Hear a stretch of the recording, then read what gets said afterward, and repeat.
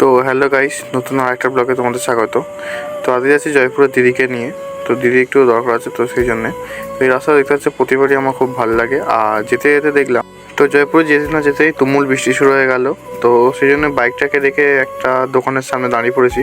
আর আমি যাবো এই টেস্ট বাইটে, যেটা একটা নতুন মিষ্টির দোকান হয়েছে, তো সেখানে। তো মেনলি এটা মিষ্টির দোকান না, এটা একটা কেক বা কুকিজের দোকান।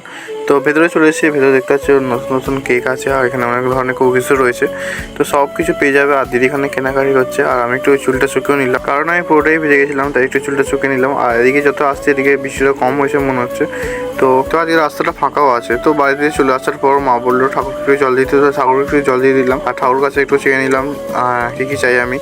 আর আমার যেন ইউটিউবটা একটু ভালোভাবে দাঁড়িয়ে যায়, তো সেটাও চেয়ে নিলাম। তো তখন দেখলে যে জয়পুরে বৃষ্টি হচ্ছে, কিন্তু এখানে এসে দেখি, বাড়িতে এসে দেখি বৃষ্টি হচ্ছে না। তো এই বৃষ্টি শুরু হলো, তো ঠাকুরকে জল দিয়ে তো ভিডিওটা শেষ করতে হবে। তো আজকের মতো এই ছিল, চলো টাটা।